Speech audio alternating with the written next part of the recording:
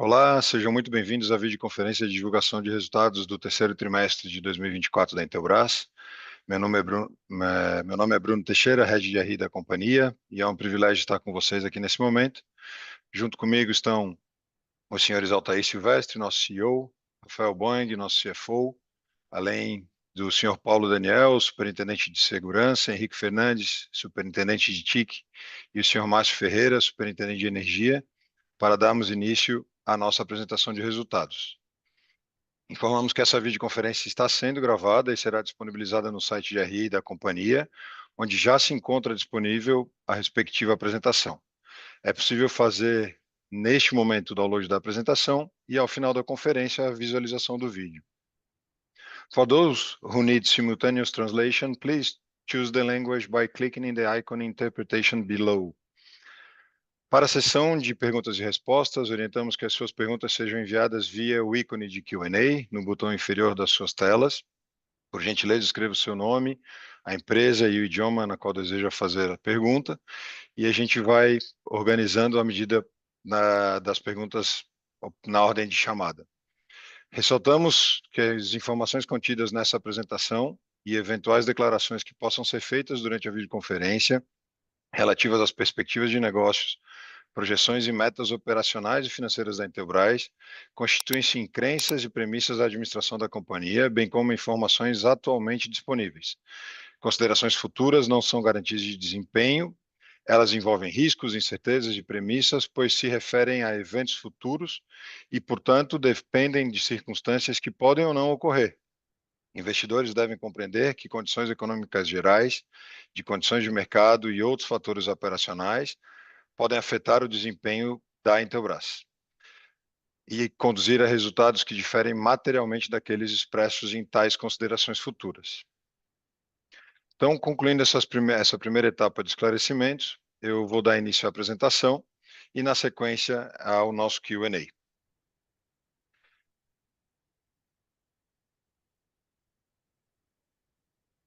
Já como de costume, passando para os primeiros indicadores, né, financeiros, os principais indicadores da companhia, a gente destaca aqui crescimento bastante relevante de receita, de 33% na mesma comparação com o trimestre do ano anterior. Nosso recorde de receita trimestral de 1,2 bi e um crescimento bastante estruturado nos três segmentos de atuação. Um EBITDA com crescimento de 17%, chegando na marca de 150 milhões, e um lucro líquido que cresce 16,6%, chegando em praticamente 130 milhões. Aqui a gente vê o crescimento de receita não sendo refletido no resultado, basicamente por uma compressão de margem bruta, que a gente vai poder conversar ao longo da apresentação, e um ROIC dentro do histórico recente da companhia, oscilando um ponto para baixo, entregando 21,3% nesses últimos 4 trimestres. Aqui, acho que é importante destacar que, além desse crescimento de 33% no trimestre, a gente vem entregando um crescimento importante de 18% no acumulado do ano, então bastante dentro da perspectiva que a companhia tinha trazido por ano, de entregar um crescimento real importante de receita. E do ponto de vista do EBITDA, né, além de um crescimento de 17% no TRI, a gente está entregando um crescimento de 16% no acumulado do ano. Aqui sim, um pouquinho abaixo da perspectiva original para o ano, mas ainda dentro de uma perspectiva bastante saudável da operação e que reflete um histórico também que a gente tem entregado ao longo dos últimos anos. Eu destaco aqui na questão do EBITDA, né, que a gente, comparando com o terceiro TRI do ano passado para o terceiro TRI desse ano, a gente tem uma queda de 1,6 pontos percentuais, basicamente porque a gente viu sendo reportados dentro desse trimestre um lucro bruto mais comprimido, custos associados tanto a câmbio quanto à logística impactando de maneira mais relevante, as despesas oscilando conforme previsto, entregando sim um crescimento de EBITDA, mas uma margem um pouquinho mais comprimida. Se a gente for olhar a questão do lucro bruto, e aí eu trago esse mesmo slide que eu trouxe na apresentação do segundo TRI, a gente vai ver que o lucro bruto consolidado ele tem uma certa estabilidade. A gente vê que no ano passado subiu, depois voltou um pouquinho e esse ano a gente está oscilando ainda dentro do histórico. Eu trago a métrica do ano passado, né, de 31,8, e esse ano a gente ainda, mesmo com essa queda no terceiro tri, ainda oscila dentro do histórico. E acho que aqui é importante pensar a empresa rodando no longo prazo, oscilando dentro desse histórico, que é importante. A empresa entrega crescimento de receita e entrega um resultado bastante associado ao seu histórico, né? Então, basicamente, a gente viu dentro do terceiro tri as margens retomando dentro do mês a mês. Então, setembro a gente teve a melhor margem do trimestre, né? Então, reflexo dos repasses de preços feitos em julho e agosto, que acabam incidindo de maneira completa durante o mês de setembro. Então, acho que tem uma perspectiva de que a operação está controlada e, de fato, a gente vem entregando dentro de uma realidade atual de custos mais altos, né? Como destaques, e aí agora abrindo por cada um dos três segmentos, a gente traz o segmento de segurança, que representou 54% da receita, entrega um crescimento bastante relevante contra o ano passado, de 27,3%. Aqui, também olhando a sequência de trimestre a trimestre, eu costumo dizer que o segundo e o terceiro trimestre são muito próximos, né?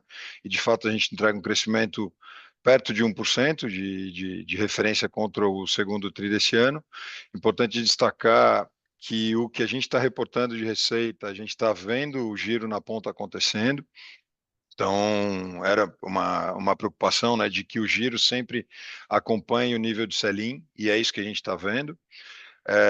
Estamos vivenciando uma grave seca na Zona Franca, as operações lá estão bem abastecidas, então a gente vê com clareza que a operação da Zona Franca nesse quarto tri vai ser muito melhor do que foi no quarto tri do ano passado, e a gente tem aí bastante estoque para poder seguir operando.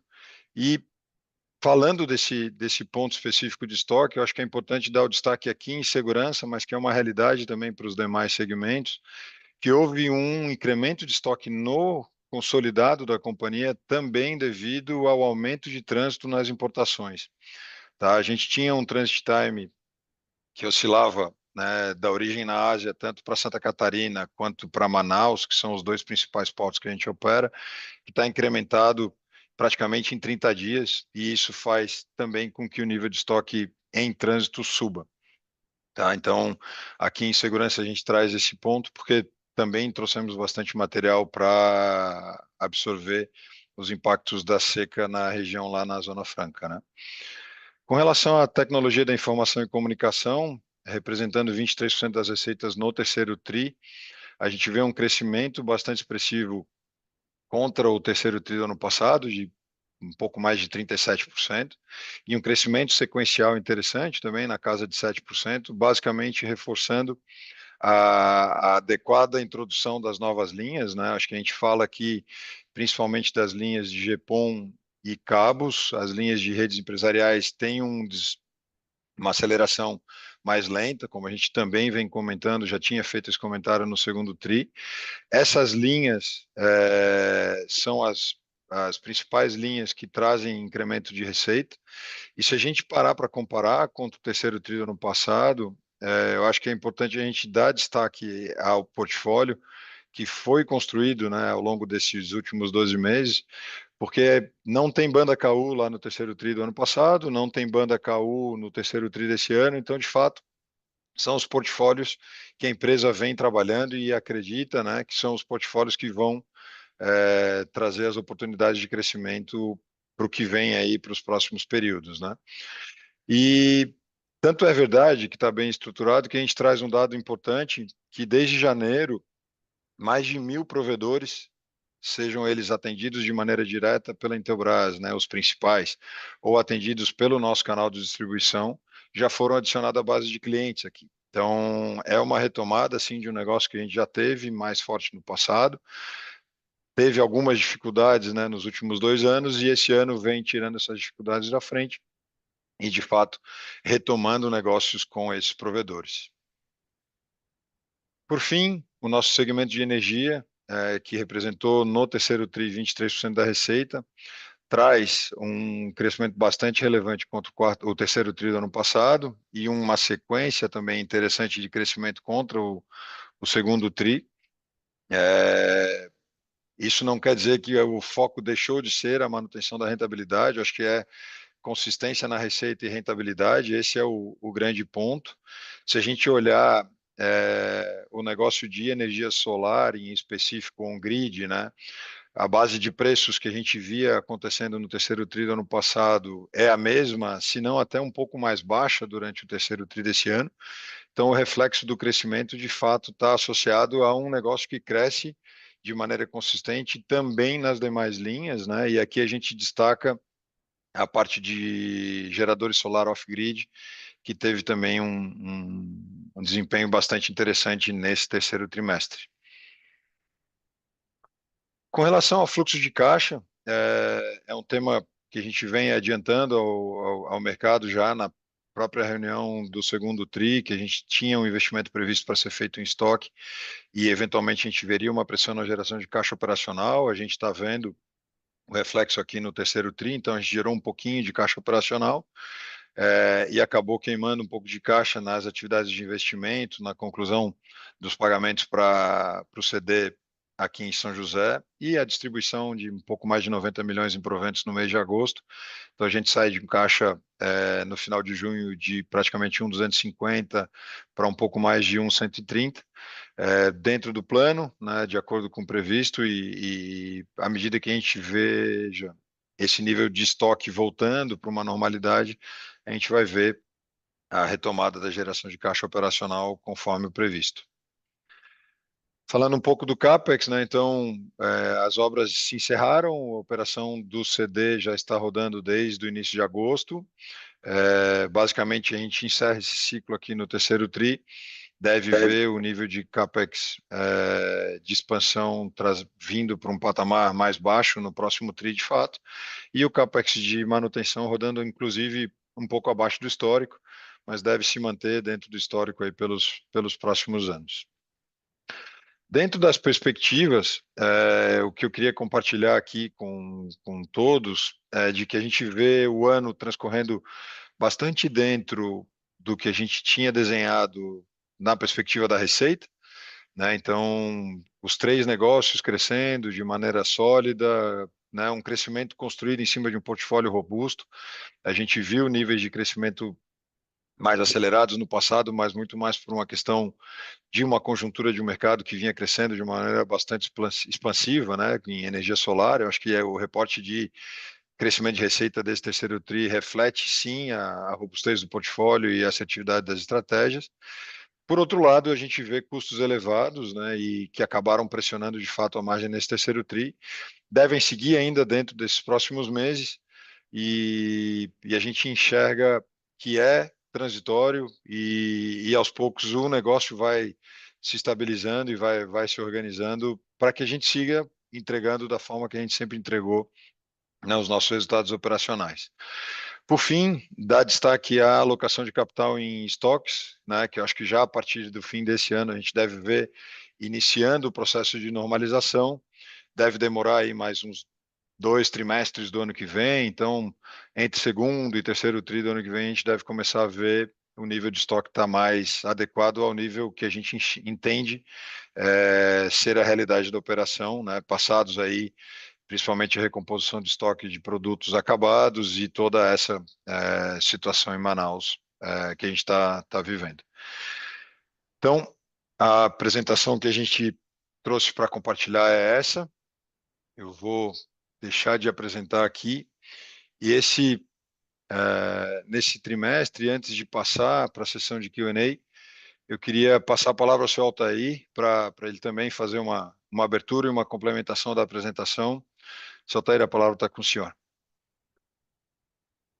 Está me ouvindo, Bruno? Sim, perfeito. Bom, boa tarde, pessoal. Prazer aqui estar com vocês novamente com a apresentação do nosso TRI. Sabemos aí que o nosso resultado desse trimestre poderia ter sido melhor, a gente esperava melhor, a receita até chegamos lá, mas o resultado, né, em função de alguns fatores, não atingimos o que a gente esperava. A subida muito rápida do dólar aí, né, que impactou, né, numa mudança, a necessidade de mudança de preços, e alguns canais nossos, a reação que temos para a aplicação efetiva do preço novo com a mudança do custos é um pouco lenta em alguns canais, né? Nós também demoramos, esperamos aí para uma variação cambial acima de 5 para mudar a tabela, então tem um fator, né, de retardo aí de diferença de preço e custo, bem no momento que os estoques estavam aumentando de forma bastante forte para a regularização. Custos logísticos, como o Bruno também levantou, né, que impactaram também nas nossas margens. O custo de fabricação, nós, para aumentarmos a produção, para regularizar os estoques e assim por diante, tem que contratar pessoal, comprar máquinas, aumentar a capacidade produtiva, e sempre nos primeiros meses ela, em vez de gerar um ganho de produtividade, ela aumenta o custo, né? Treinamento, ajustes e assim por diante. E nesse trimestre, o custo de fabricação subiu, mas a tendência agora é continuar, iniciar uma queda, né? Também, né, o custo de fabricação de muitas linhas de produtos na área de TIC, como o Bruno já comentou, a implementação no processo produtivo foi mais lento daquilo que imaginava, tivemos mais dificuldades do que se esperava, né? Então, os custos também aumentaram em função disso, teve muitas dificuldades, mas já estamos agora já num processo normal, né? Que deve, a partir desse mês, já entrar no ritmo normal. Então, né, é um momento, um trimestre que tivemos todo esse impacto, mas sabem de vocês que a Intelbras sempre reage muito rápido a essas questões. É um momento de oportunidade para nós fazermos muitos ajustes, né? Organizarmos muita coisa, como já fizemos, iniciamos lá no último semestre do ano passado, reagimos, melhoramos, tivemos esse problema, já estamos reagindo novamente.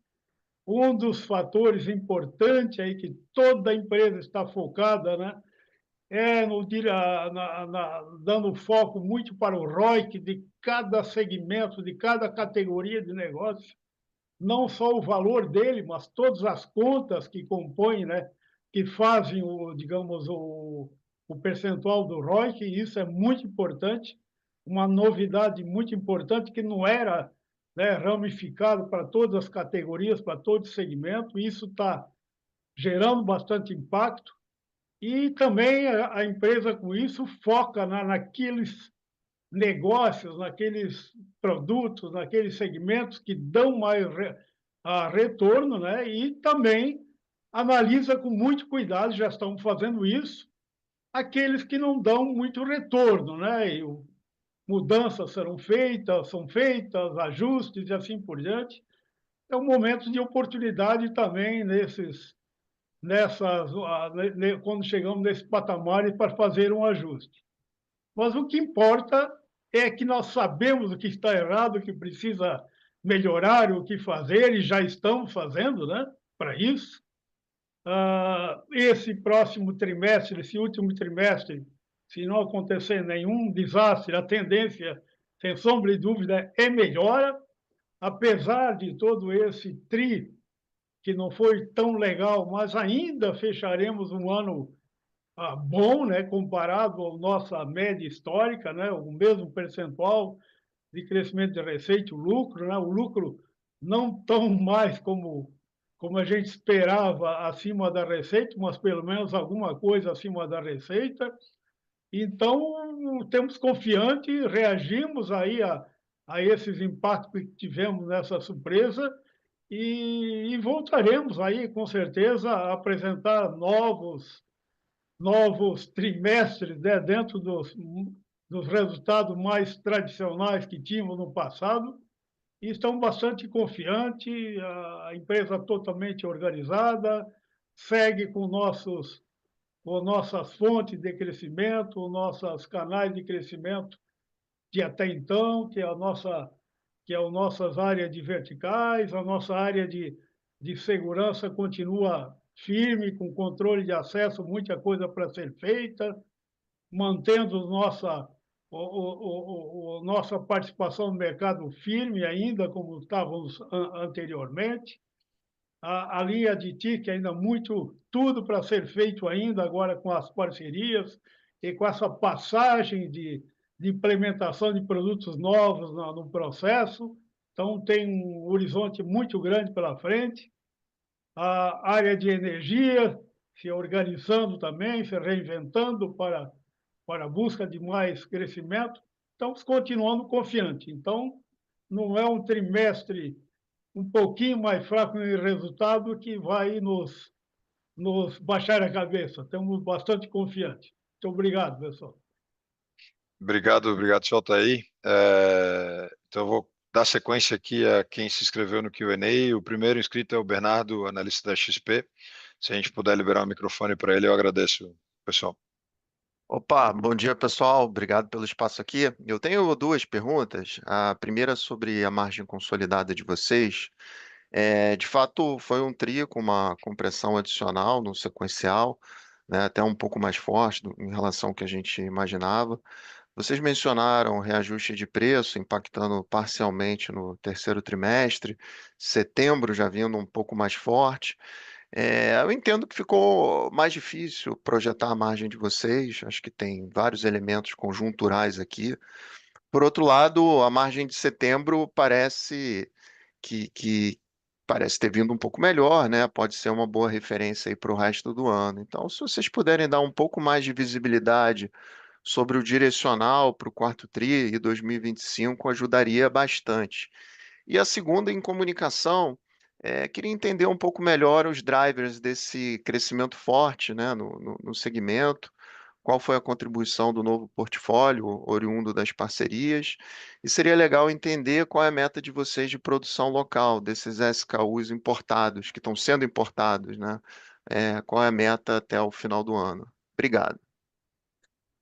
Obrigado, Bernardo. O senhor quer responder a primeira parte? Eu passo para o Henrique a segunda, senhor Altair?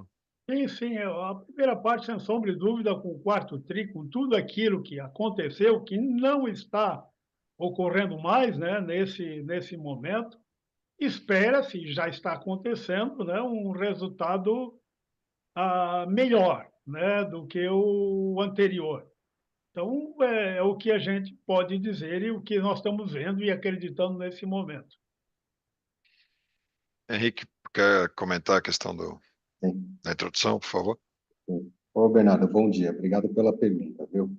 Quanto à tua pergunta na proporção de receita, né, os SKUs produzidos, o que eu tenho para falar, Bernardo, é que, assim, essas novas parcerias vêm tendo uma participação super importante nesses crescimentos, né? Dá para ver aí que está sendo um portfólio muito bem aceito no mercado, visto a quantidade de novos provedores que entraram para a nossa base, e agora a gente está com tecnologia com um preço adequado, né?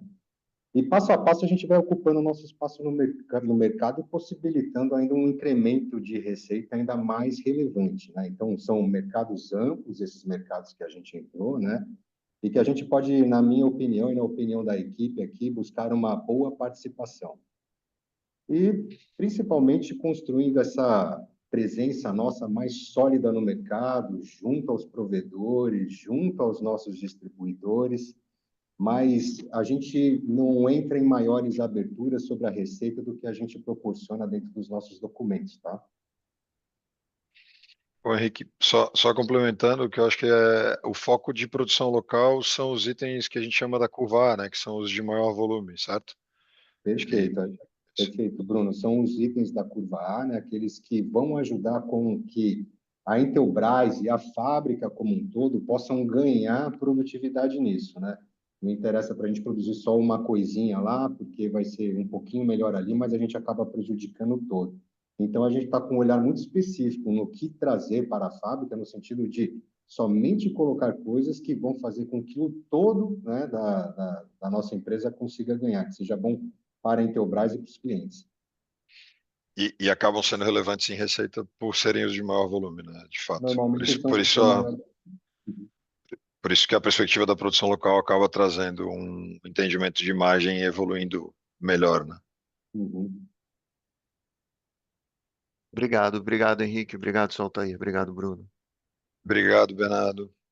Eu queria passar a palavra então para Maria Clara, do BBA, por gentileza. Bom dia, Maria.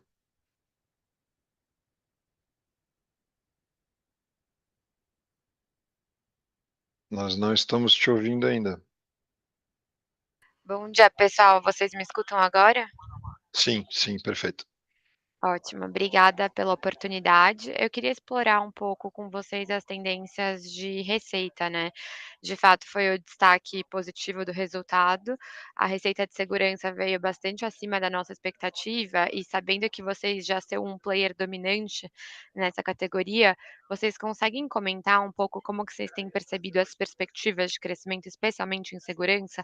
Onde que vocês veem oportunidade para continuar crescendo? Quais são os produtos que a gente deveria ver, e inovações, né, como maiores contribuidores para o crescimento marginal da companhia.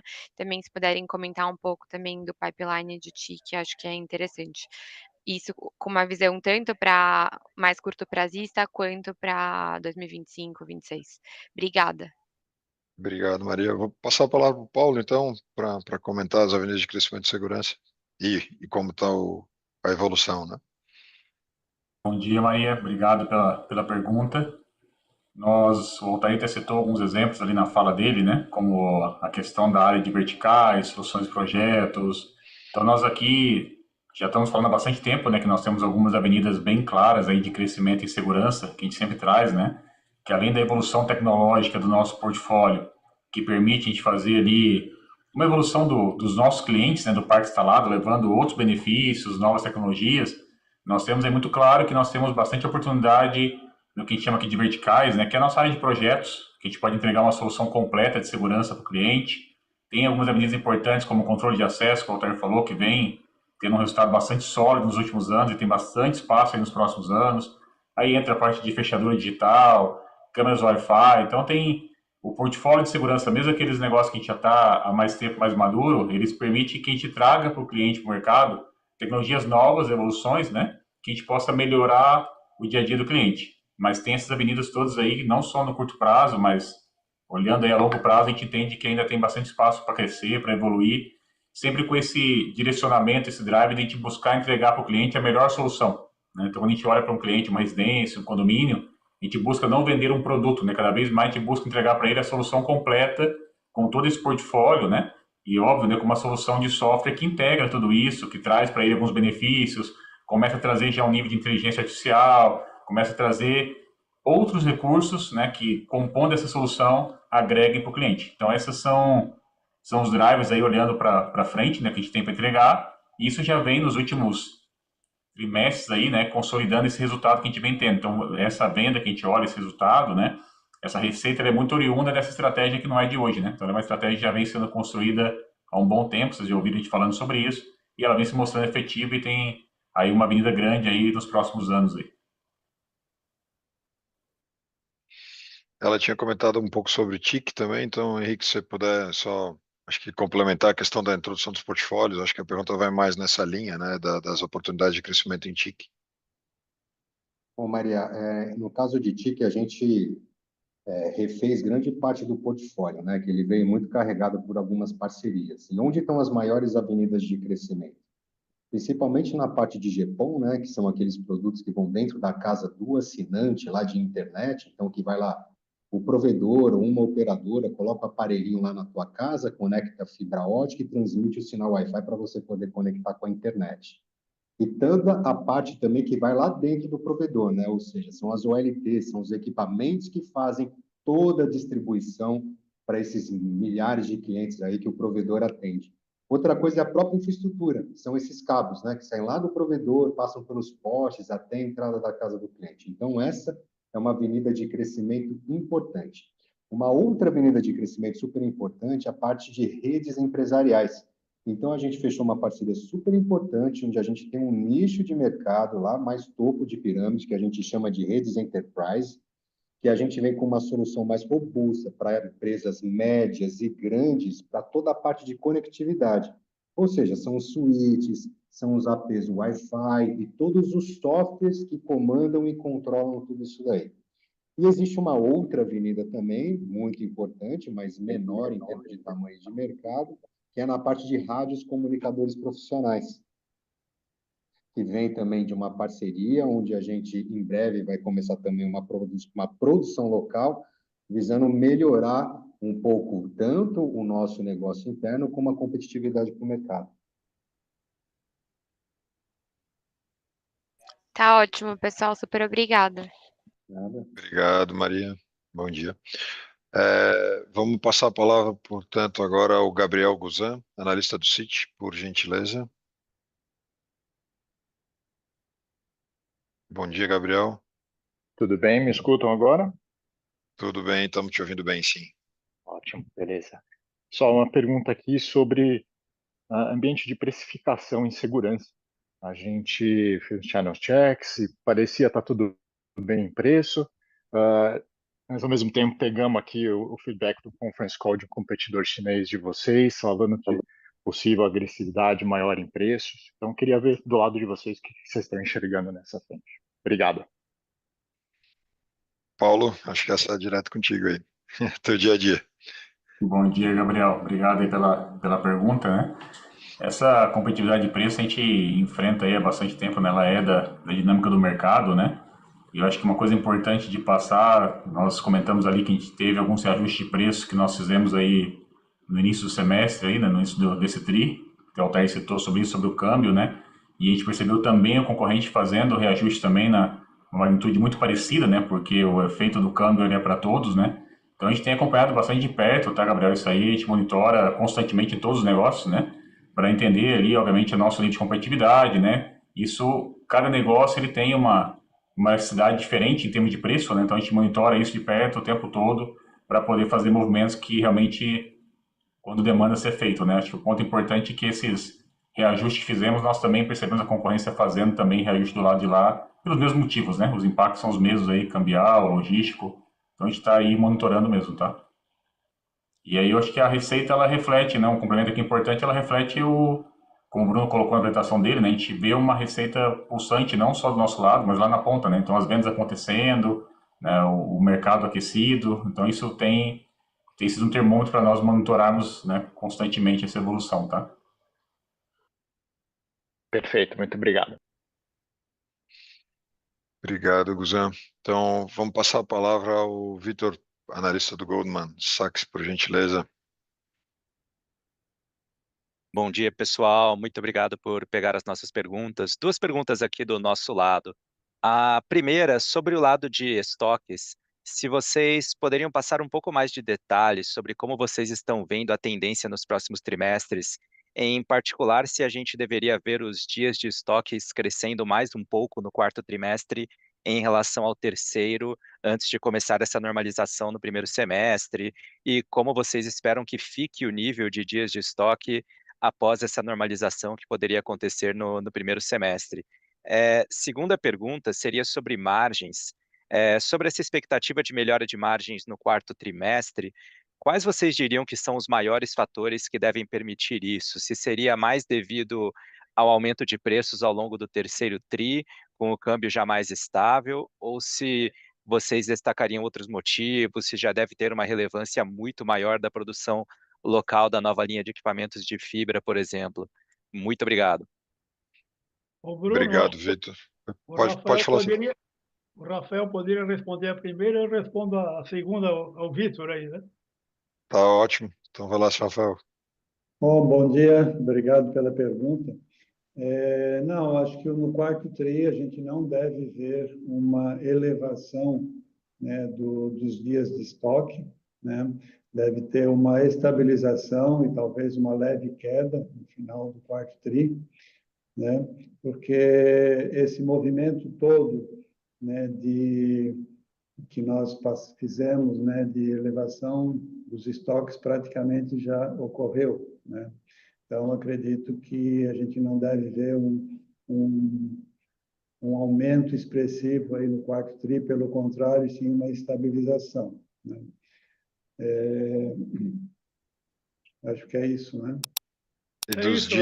dos dias de estoque estruturalmente para a gente trabalhar, né? Sim, dos dias de estoque, acho que, como o Bruno comentou na apresentação, lá a partir do primeiro semestre do ano que vem, a gente deve voltar a ter uns dias de estoque mais em linha com o nosso histórico.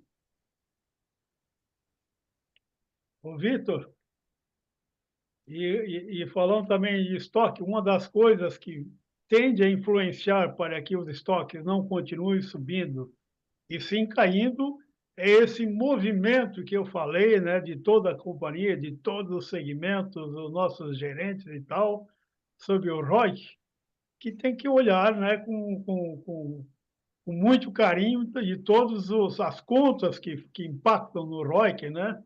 E os estoques são um deles, né? Então, tem todo um tratamento de gestão e uma melhora nisso que faz com que os níveis de estoque melhorem. É isso, Roberto? Exatamente. Isso é bem importante essa menção ao ROIC.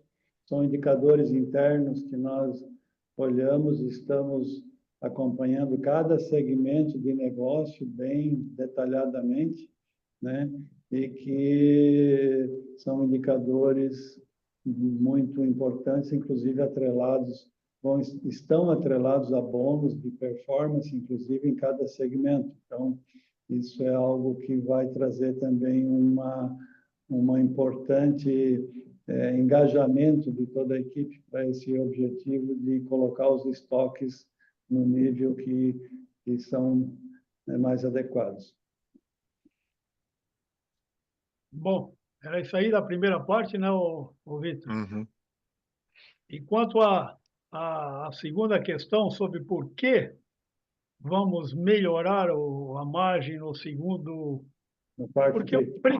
do quarto tri, porque os problemas principais que eu até mencionei, que fizeram com que a pressão do nosso resultado do terceiro tri, eles minimizaram ou foram resolvidos, né? É a fábrica que já tem um ritmo diferente, os produtos novos, é o custo de logística que já conseguimos, né, reduzir parte deles, né?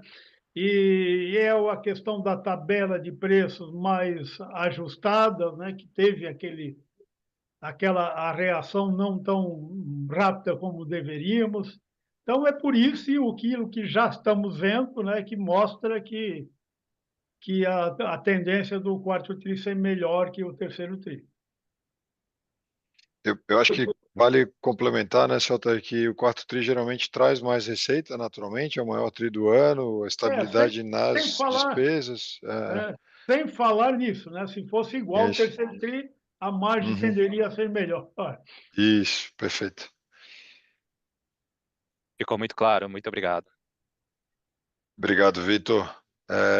Depois a gente tem uma pergunta por escrito aqui com relação à competição afetando as margens da Livé do JP. Eu acho que o Paulo comentou um pouquinho na fala, né, já sobre a competição em segurança. Não sei se Henrique e Márcio gostariam de complementar alguma coisa nos segmentos de TIC e de energia com relação ao impacto na margem de uma eventual concorrência mais acirrada, né? Quer falar, Márcio? Fica à vontade. Não, na verdade, a gente, no solar, eu acho que já é bem claro para todo mundo que é um mercado mais volátil e a gente aprendeu e estamos sempre aprimorando as nossas técnicas de competição nessa arena.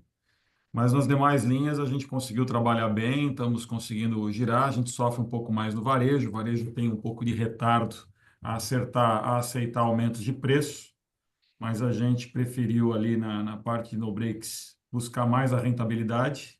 Então a lição de casa está sendo feita. Acho que estamos dentro da normalidade do que a gente conhece no mercado e como a gente se comporta nele. E antes que o Henrique comente, né, eu falei uma coisa, eu queria comentar que todo esse movimento do rock, assim por diante, também, né, e foco que eu falei, né, em determinados segmentos, a gente dá mais ênfase, mais investimento, mais foco naqueles segmentos que nós temos vantagem competitiva, quem possa ter um diferencial do mercado. Então, essa é uma estratégia importante. Pode falar, Henrique. Olha, em TIC, uma boa parte do portfólio, né, tem esse negócio do preço, competitividade é uma relação complexa, né, uma competição que existe e sempre existiu. E lá atrás, quando a gente teve o aumento de preço, quando a gente aumentou o preço por causa da alta do dólar, isso impactou nas vendas, fez com que a gente vendesse menos do que tínhamos como expectativa, mas mesmo assim com crescimento. E o que a gente tem aqui dentro de casa é uma boa relação, né, entre faturamento e margem, não é uma venda a qualquer custo, né? Então, um ponto importante no negócio de TIC é que o faturamento crescendo, né, como a gente tem essas expectativas, e a margem mesmo se mantendo nesses patamares, como tendência, a gente vai ter um crescimento de EBITDA, porque as despesas não crescem nessa mesma proporção, tá? Então, acho que isso é um ponto que eu venho falando já em várias outras calls passadas, que é importante reforçar. E aí, Henrique, a seguinte pergunta acho que pode ser contigo também, que é uma questão do ramp-up de produção dos equipamentos, né? Então, a gente falou em piloto rodando em agosto, setembro já produzindo alguma coisa. Então, se puder abrir um pouquinho mais, assim, qual é a expectativa do crescimento da produção local, é a pergunta que a Livé também complementa aqui do GP. Assim, bom, daqueles produtos que a gente comentou aí faz pouquinho tempo, né, dos produtos da curva A, já estamos produzindo já uma boa parte, né, mais do que 50% desses produtos da curva A. Estamos ganhando cada vez mais tração na nossa linha e implementando os outros, vamos dizer assim, 50% da curva A, que é o que a gente busca em termos de produzir dentro de casa, que são os produtos de fato de maior volume e que podem trazer um ganho de produtividade para a empresa como um todo.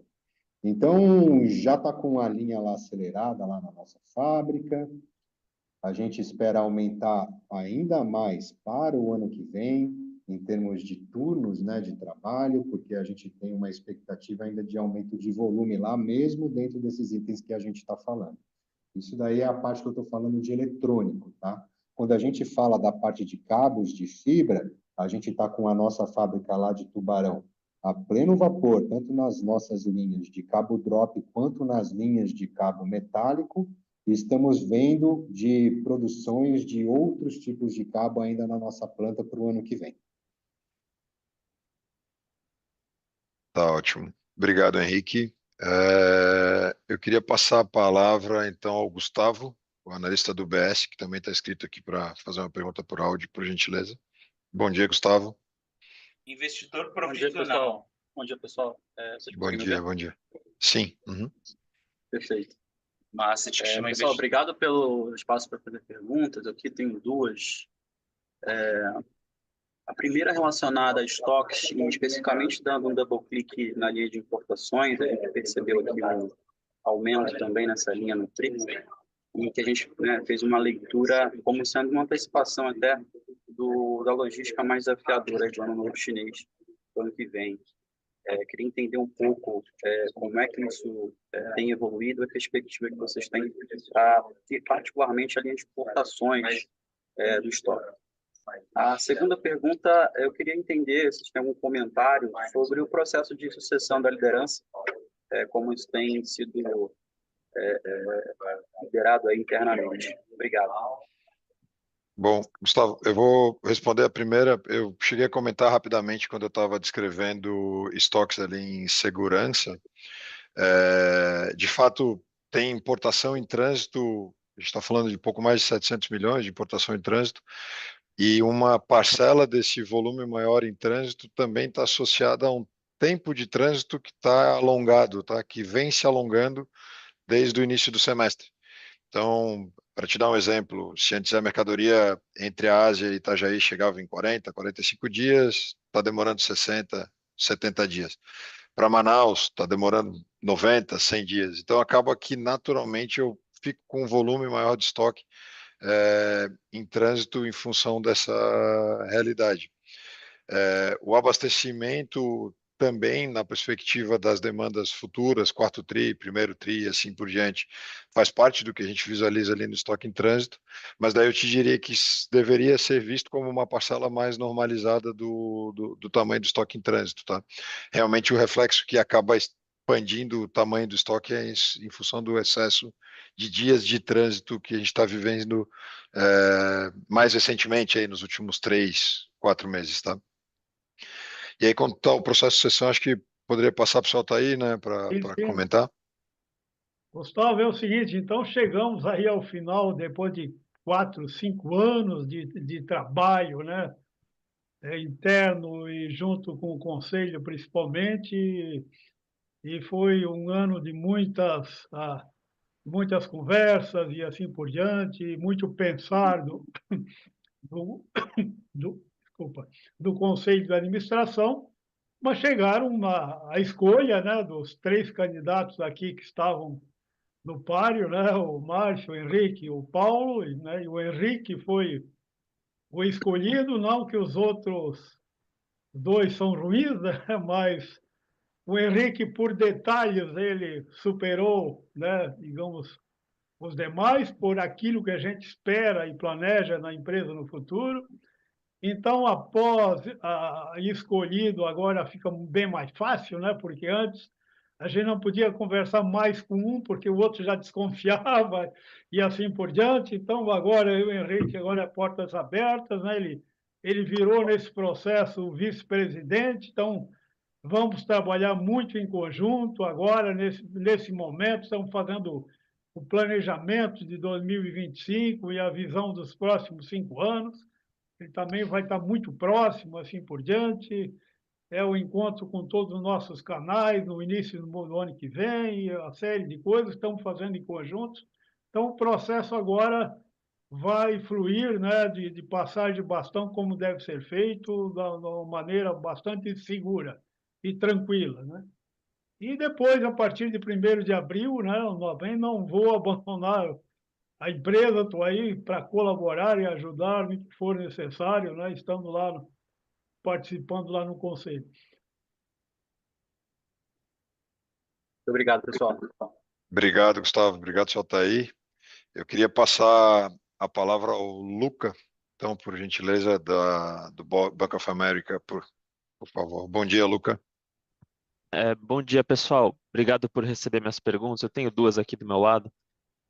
Vocês comentaram um pouco das questões dos problemas logísticos aqui no Brasil e até desse alongamento do frete.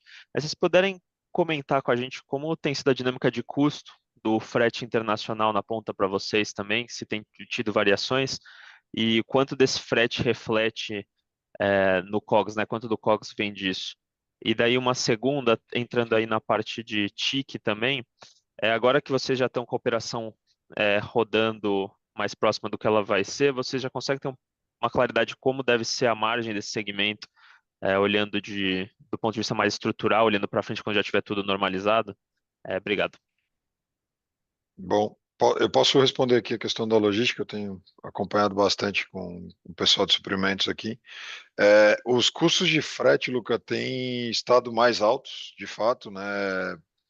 Final do 2º TRI, durante o 3º TRI como um todo, não só em função da seca em Manaus, que eles têm cobrado umas taxas adicionais pela questão da estiagem lá, mas também para Itajaí, também para Recife. Pararam de subir, pelo menos. Eu acho que tem até uma tendência da gente perceber oportunidades de queda para frente, como o Soltair comentou ali na fala dele.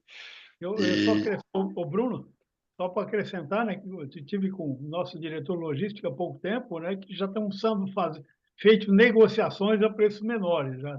Isso. Então já tem uma tendência do frete voltar um pouco, sem sombra de dúvida.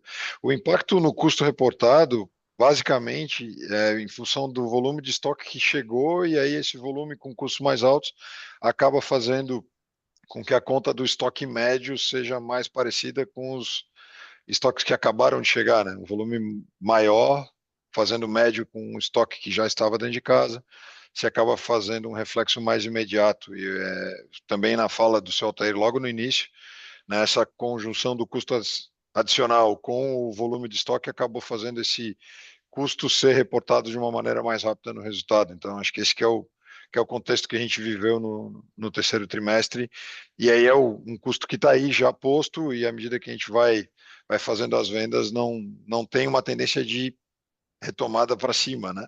O Acho que Bruno, sempre vale ponderar o câmbio, só que é a variável que a gente não controla. Vai lá, solta aí. e somando também, né, não só a questão do custo de fretes e tudo mais, mas o fato desse último trimestre termos recebido muito material, tem toda a questão de movimentação, armazenagem, porto, aqui, né, tivemos alguns custos, muitos custos adicionais que não vão se repetir, né, por melhor gestão, melhor organização, com o estoque chegando de forma mais organizada, né, que vai forçar o custo logístico diminuir. Tá, joia. E aí tinha um ponto de tique, né, Henrique? Sim. Ô, Luca, bom dia. Qual que foi a nossa estratégia lá atrás, né, com essa entrada desses novos portfólios, né, principalmente a parte de GPON, cabos? Foi a gente precificar no preço certo de mercado, né, mesmo que ainda com os custos, vamos dizer assim, altos, né, de forma errada, ainda não dentro da operação padrão como a gente planejava ter, né, que grande parte como produção nacional, a gente com uma operação mais redonda e por aí vai, né? Então, todo esse trabalho foi feito ao longo desse ano e que a gente está conseguindo, vamos dizer, ter um sucesso de implementação mais recentemente.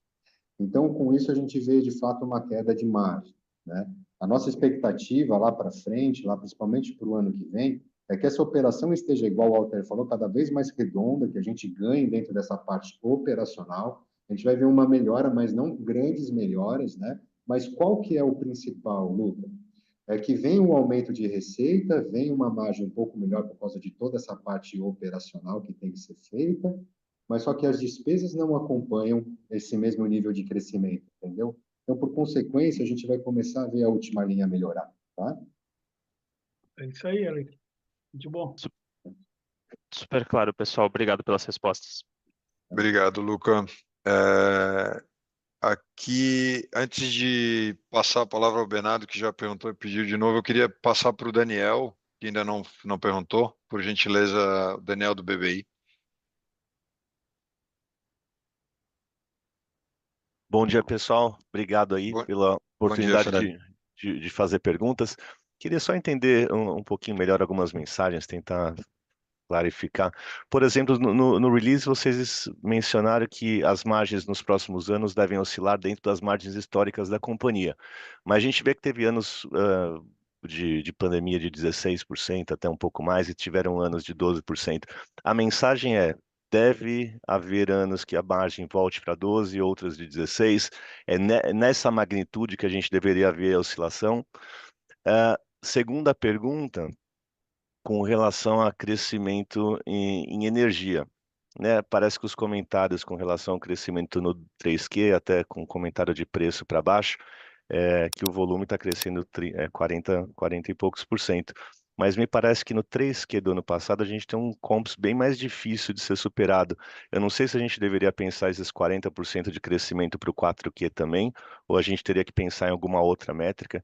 E se eu puder, eu sei que são duas perguntas, mas um follow-up no comentário do Rafael, com relação a níveis de estoque voltando para o normal. Eu não sei se agora vocês vão se planejar para a possibilidade de sempre haver secas, e o estoque normal é um pouco acima do que a gente viu ano passado, ou de fato volta para níveis normais, como se não houvesse seca nos próximos anos? Obrigado. Eu gostaria só de responder rapidamente para passar para os colegas. Primeiro, claro, nós tivemos um investimento de forma rápida em função de secas e assim por diante, e também de normalização do nosso estoque de segurança, que estávamos aí com atraso de entrega, e também tivemos muito problema de gestão, né? Nessa corrida desenfreada para abastecer, tivemos problemas de gestão. Então, a gente volta, com certeza, a ter uma gestão mais acirrada, agora com todos olhando com carinho em função do ROI que pode impactar cada segmento, negócio que tem um retorno maior, que tem um juro maior, que não tem. Então, isso tende a se normalizar, né? E os estoques regularizados não tem o porquê ter aumento e já está, a segurança já está embutida nesse tamanho aí. Não sei se o Rafael pode complementar, ou alguém. Sim, sobre a seca, na verdade, tem praticamente todos os anos. O que a gente observou esse ano foi uma situação muito pior, né, do ano passado, que já tinha sido também, né, um pouquinho pior do que os anos anteriores, né? Então, é algo que a gente tem que observar a cada ano, como é que são as previsões, né? E se de fato a seca se mantiver no nível desse ano, a gente de fato tem que fazer algum movimento semelhante ao que fizemos, né? Mas é algo que a gente a cada ano vai ter que antecipadamente olhar e planejar, né? E só complementando essa questão, eu acho que é importante dizer que a seca, passando a ser uma variável conhecida também pelos operadores, a gente não pode esquecer que eles também se preparam, né? Então, tem sido bastante eficiente a dinâmica que o porto trouxe de um porto flutuante, de remanejar para balsas. Então, o fato da companhia precisar resolver sozinha o problema, eu acho que esse a gente pode tirar da frente, né? Eu acho que não é uma realidade. Embora, obviamente, a gente não vai ficar só dependendo que o operador entregue sozinho a solução de um problema como esse, né? Mas a estrutura no contexto do entorno já é bem diferente do que tinha sido no ano passado, né? Eu acho que isso é importante para tudo.